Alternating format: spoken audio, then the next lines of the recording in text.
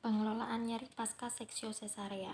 World Health Organization atau WHO melaporkan seksio sesarea yakni sekitar 10% sampai dengan 15% dari total persalinan. Seksio sesarea itu sangat bermanfaat apabila pembedahan bertujuan untuk keselamatan ibu atau fetus.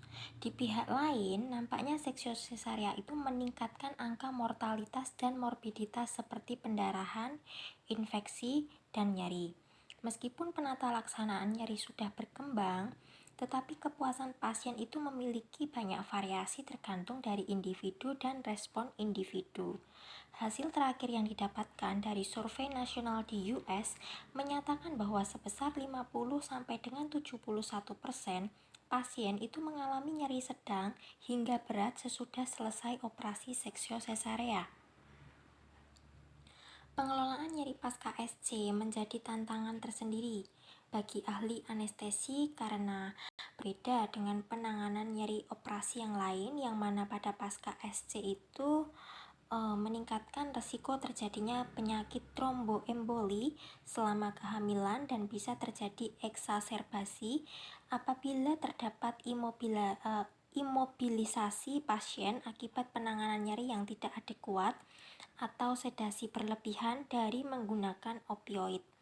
Lebih lagi, wanita pasca menjalani operasi SC mengharapkan mereka bisa secepatnya bergerak bebas dan tidak tersedasi untuk berinteraksi dan menyusui bayinya.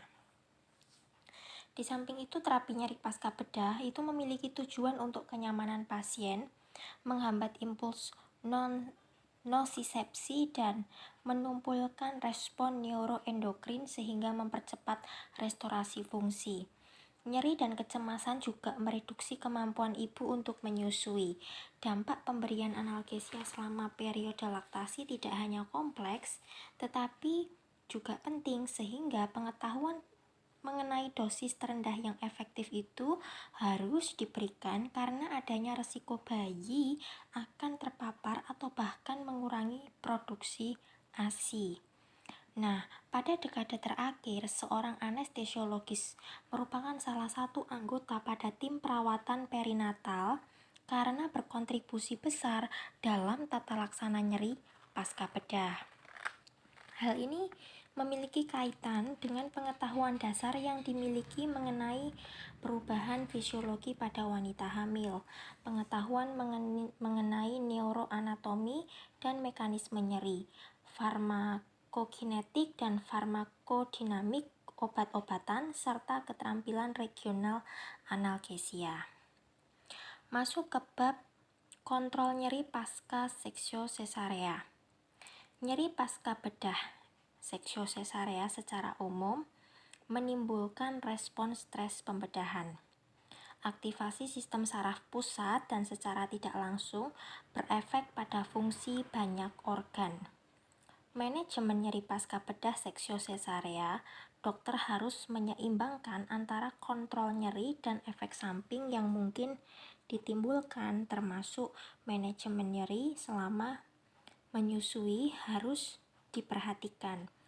Efek berbagai jenis obat analgesia selama masa laktasi belum diteliti secara memadai, sehingga keputusan klinis yang dibuat didasarkan pada bukti studi farmakokinetik, studi observasional, dan laporan kasus. Pada kebanyakan obat, informasi mengenai dampak terhadap bayi masih kurang.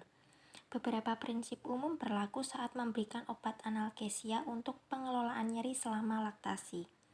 Pilihan obat-obatan sebaiknya didasarkan pada pengetahuan akan akibat yang potensial terhadap ASI dan bayi yang diberi ASI, sebagai dampak sekunder dari transfer ASI tersebut.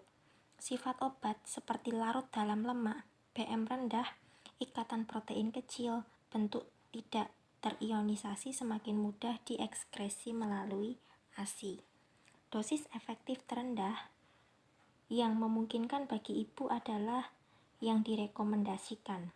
Pemberian ASI sebaiknya dihindari jika konsentrasi obat dalam ASI berada pada puncaknya dan efek terhadap bayinya akibat obat yang terpindahkan ke dalam ASI harus diamati. Di pihak lain, hal penting bahwa nyeri persisten memberikan efek negatif pada ibu dan anaknya. Pengelolaan nyeri akut yang tidak optimal berdampak menuju ke nyeri kronik. Seksio sesarea sebagian besar dilakukan dengan anestesi regional dan penambahan opioid pada subarachnoid ataupun epidural menjadi teknik yang populer untuk analgesia pasca bedah. Dilaporkan bahwa ada lebih dari 90% anestesiologis obstetrik melakukannya.